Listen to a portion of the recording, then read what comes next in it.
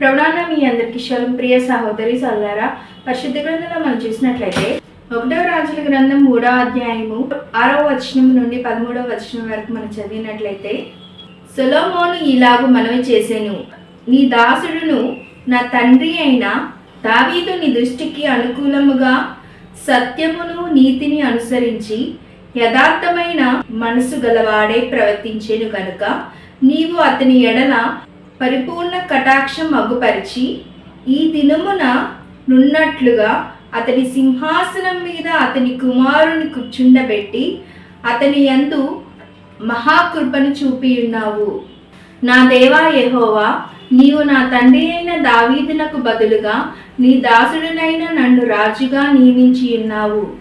నేను బాలుడను, కార్యములు జరిగింపుటకు నాకు బుద్ధి చాలదు. నీ దాసుడునైన నేను నీవు కోరుకొనిన జనముల మధ్య ఉన్నాను. వారు విస్తరించి ఉన్నందున వారిని లెక్క పెట్టుటయు వారి విశాల దేశమును తనిఖీ చేయుటయు అసాధ్యము. ఇంత గొప్పదైన నీ జనమునకు న్యాయము తీర్చగలవాడు ఎవ్వడు? కాబట్టి నేను మంచి చెడులు వివేచించి నీ జనులకు న్యాయం తీర్చినట్లు నీ దాసుడినైన నాకు వివేకము గల హృదయము దయచేయము. సొలొమోను చేసిన ఈ మనవి ప్రభువునకు అనుకూలమాయను గనుక దేవుడు అతనికి ఇలాగు సెలవిచ్చెను, దీర్ఘాయువునైనను ఐశ్వర్యమునైనను నీ శత్రువుల ప్రాణమునైనను అడుగక న్యాయములను గ్రహించుటకు వివేకము అనుగ్రహించమని నీవు అడిగితివి.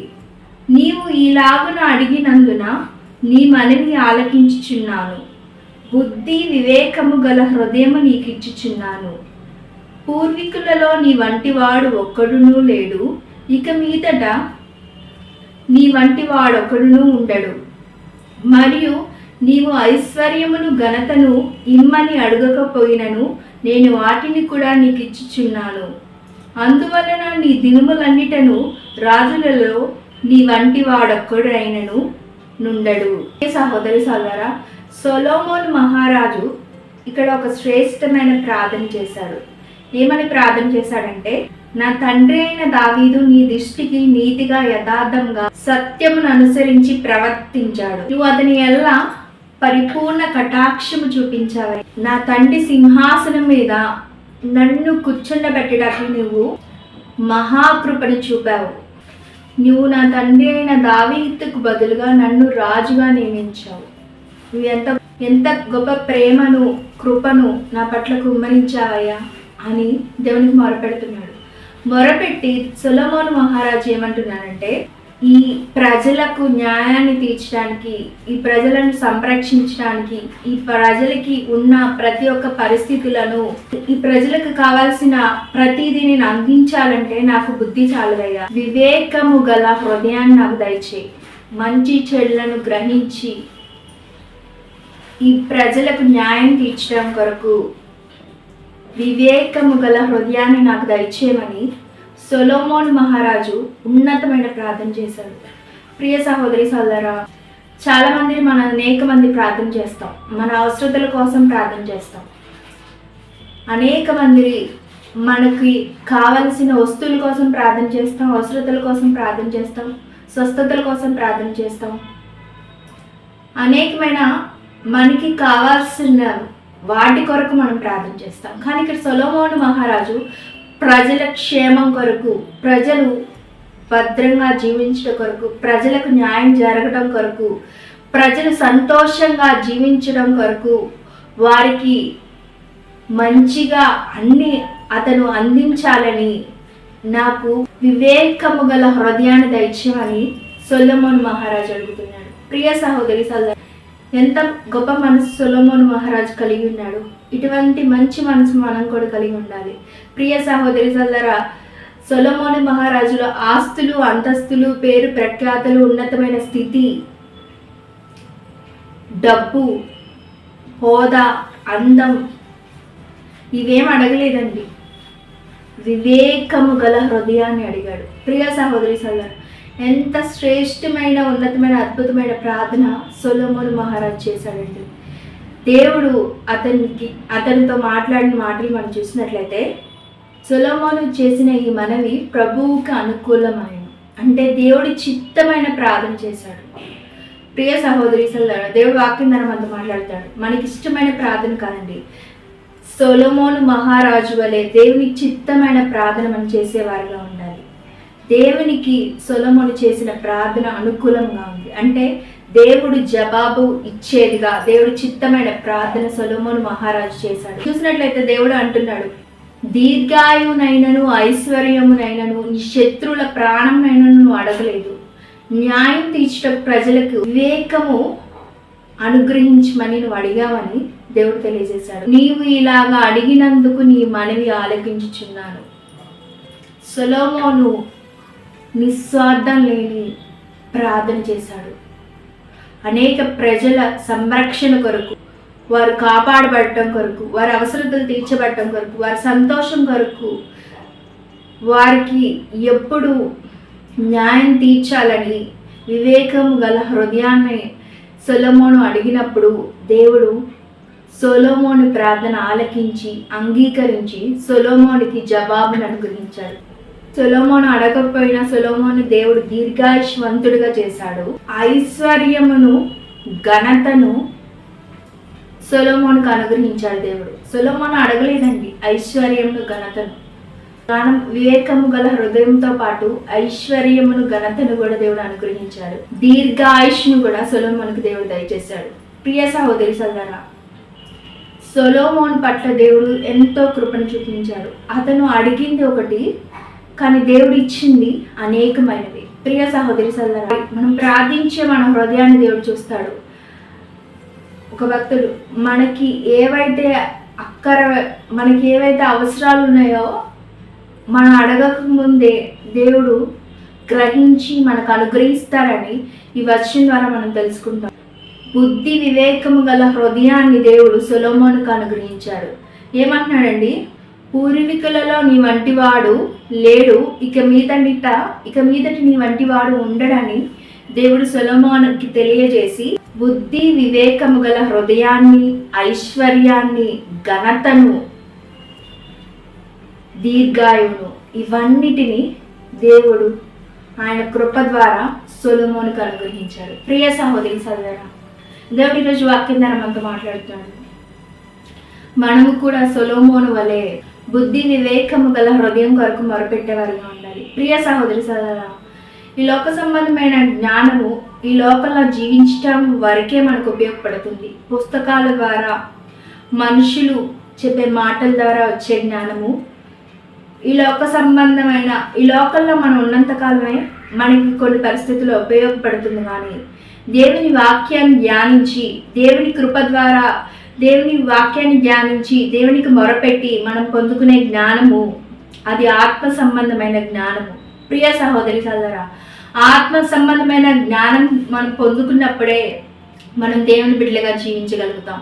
ఆత్మ సంబంధమైన జ్ఞానాన్ని మనం పొందుకున్నప్పుడే ఈ లోకంలో ఏది చేయాలి, ఏది చేయకూడదు, ఏ నిర్ణయం తీసుకోవాలి, ఏ నిర్ణయం తీసుకోకూడదు, ఎలా పాపాన్ని జయిస్తూ సాతాన్ని ఓడిస్తూ పరిశుద్ధంగా దీవిస్తూ తండ్రి చిత్తాన్ని వేసే ఉద్దేశాన్ని పరిశుద్ధాత్మ దేవుని సహాయంతో ఎలా చేయాలనే జ్ఞానాన్ని మనం పొందుకుంటాం. ప్రియ సహోదరి సోదరా, అది పరలోక సంబంధమైన దేవుడిచ్చే జ్ఞానం. అది మనము ప్రార్థించడం ద్వారా సొలొమోను ఎలా అయితే పొందుకున్నాడో మనం కూడా ప్రార్థించడం ద్వారా పొందుకునేవారుగా ఉంటాం. ప్రియ సహోదరి సోదరా, ఏం చేయాలి అంటే ఇక్కడ దేవుడు వాక్యం ద్వారా మనతో మాట్లాడుతున్నాడు. బుద్ధి వివేకము గల హృదయాన్ని అడిగేవారుగా ఉండాలి. ప్రియ సహోదరి సోదరా, జ్ఞానము లేకనే అనేకులు తప్పుడు నిర్ణయాలు తీసుకొని వారి జీవితంలో నిరాశలోకి వెళ్ళేవారుగా ఉంటున్నారు. జ్ఞానం లేకనే భర్త కుటుంబాన్ని కట్టుకోలేకపోతున్నాడు. జ్ఞానం లేకనే భార్య కుటుంబంలో సమాధానంగా జీవించలేకపోతుంది. జ్ఞానం లేకనే బిడ్డలు తల్లిదండ్రుల మాటను వినలేకపోతున్నారు. జ్ఞానం లేకనే ఈ లోకంలో అనేక మంది యవ్వనస్తులు యవ్వన కాలంలో సాతానికి లొంగిపోయి శరీర ఇచ్చలు కలిగి ఉండి లోకం వైపు చూస్తూ పాపాన్ని చేస్తూ దేవుణ్ణి విడిచి సాతాను బంధకాల చేత పట్టబడి ఉన్నారు. జ్ఞానం లేకనే వారు చేస్తున్న వ్యాపారంలో అభివృద్ధి పొందుకోలేకపోతున్నారు. జ్ఞానం లేకనే వారు చదువుతున్న చదువుల్లో విజయాన్ని పొందుకోలేకపోతున్నారు.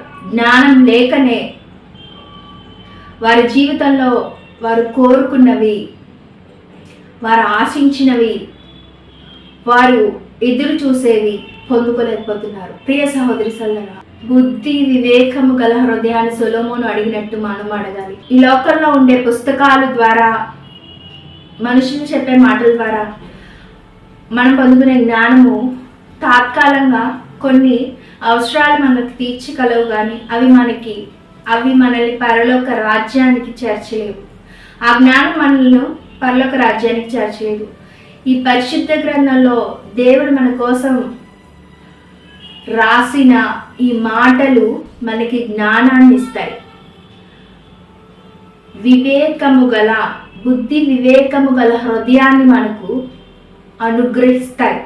దేవుని మాటలు ఈ మాటలు మనం ధ్యానిస్తూ దేవునికి మొరపెడితే, సొలొమోనుకి దేవుడు ఎలా అయితే బుద్ధి వివేకము గల హృదయాన్ని అనుగ్రహించాడో, మనం కూడా మొరపెడితే మనకి బుద్ధి వివేకము గల హృదయాన్ని అనుగ్రహిస్తాడు. ప్రియ సహోదరి సోదరా, బుద్ధి వివేకము గల హృదయం లేకనే అనేకులు వారి జీవితంలో అపజయాన్ని పొందుకుంటున్నారు, అశాంతిలో నడుస్తున్నారు. బుద్ధి వివేకము గల హృదయం లేకనే అనేక కుటుంబాల్లో అశాంతి, బుద్ధి వివేకము గల హృదయం లేకపోబట్టే అనేక మంది వివాహం చేసుకున్నప్పటికీ విడాకులు తీసుకొని వారి జీవితాల్లో నిరాశకు గురై ఉన్నారు. ప్రియ సహోదరి సోదరా, బుద్ధి వివేకము గల హృదయం లేకపోబట్టే అనేక మంది దేవుడిచ్చిన ఉచితమైన రక్షణను పొందుకోకుండా ఆలస్యం చేస్తూ సాతాను అడుగుజాలలో నడిచేవారుగా ఉన్నారు. ప్రియ సహోదరి సోదరా, సొలొమోను వలె మనం బుద్ధి వివేకము గల హృదయాన్ని అడిగేవారుగా ఉండాలి. ప్రియ సహోదరి సోదరా, పరిశుద్ధ గ్రంథంలో చూస్తున్నట్లయితే అనేక మంది దేవుడిచ్చే బుద్ధి వివేకము వలనే ఉన్నతమైనవి సాధించగలిగారు. అనేక మందిని దేవుడిచ్చిన బుద్ధి వివేకము గల హృదయాన్ని పొందుకోకుండా సాతాను వల్ల చిక్కబడి నశించిన వారిని కూడా మనం చూస్తాం. ప్రియ సహోదరి సోదరా, పొందుకున్న వారిని చూసి మనం పొందుకోవాలని ప్రార్థించేవారుగా, దేవుని వాక్యాన్ని ధ్యానించి జ్ఞానాన్ని పొందుకోవాలాగా మనము ప్రార్థించేవారుగా ఉండాలి. ప్రియ సహోదరి సోదరా, మనం నమ్ముకున్న దేవుడు నమ్మదగిన వాడు.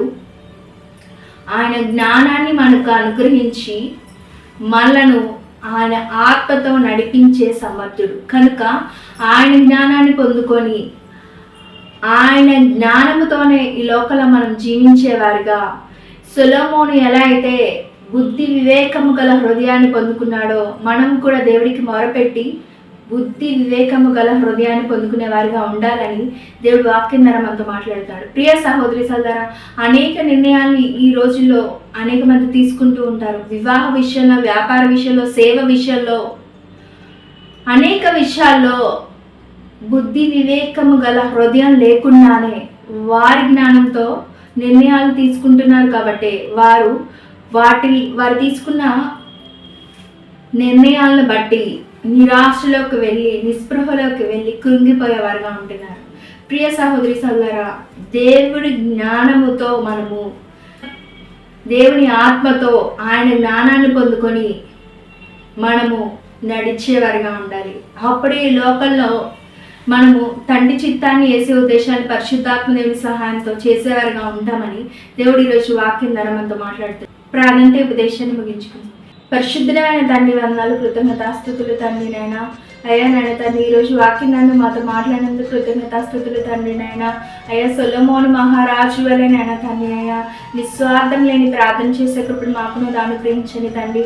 అయ్యా సొలొమోను మహారాజు వలె నాయన తండ్రి, మేమందరము కూడా నాయన తండ్రి అయ్యా అయ్యా బుద్ధి వివేకము గల హృదయాన్ని నాయన తండ్రి పొందుకొని నాయన తండ్రి నీ ఆత్మ సంబంధమైన జ్ఞానంతో నాయన తండ్రి అయ్యా నీ వాక్యాన్ని ధ్యానిస్తూ నాయన అయ్యా నీకు మొరపెడుతూ నాయన తండ్రి అయ్యా నీ జ్ఞానాన్ని పొందుకొని ఈ లోకల్లో నాయన తండ్రి అయ్యా నీ చిత్త ప్రకారం నీ శిష్ట ప్రకారం పరిశుద్ధాత్మ దేని సహాయంతో నాయన తండ్రి జీవించే కృపను మా అందరికీ అనుగ్రహించమని యేసునామములో ఈ ఉపవాస దినాల్లో నాయన తండ్రి అయ్యా వేటి కోసం అయితే మేము అందరం మొరపెడుతున్నాము ఆయన మా ప్రార్థన ఆలకించి అంగీకరించి నాయన నీ చిత్త ప్రకారం నీ శిష్ట ప్రకారం పరిశుద్ధాత్మ దేని సహాయంతో నాయన జవాబును అనుగ్రహించి నీ వాక్ ద్వారా స్వస్థపరిచి నాయన తండ్రి నీవే మా జీవితంలో అద్భుత ఆశ్చర్యకార్యాలు నాయన తండ్రి అయ్యా చేయబోతున్నందుకు కృతజ్ఞతాస్తుతులు చెల్లిస్తూ నాయన తండ్రి యేసునామములో నాయన తండ్రి అయ్యా అయ్యా ఈ వాక్యం విన్న ప్రతి బిడ్డకి నాయన తండ్రి అయ్యా వారి జీవితంలో నాయన తండ్రి అయ్యా ఏ ఘోరమైన పరిస్థితుల్లో వారు ఉన్నారో నేను ఆ ఘోరమైన పరిస్థితుల్లో నుండి విడుదల పొందడానికి నాయన తండ్రి అయ్యా నాయన తండ్రి నీ జ్ఞానాన్ని అనుగ్రహించి నాయన తండ్రి అయ్యా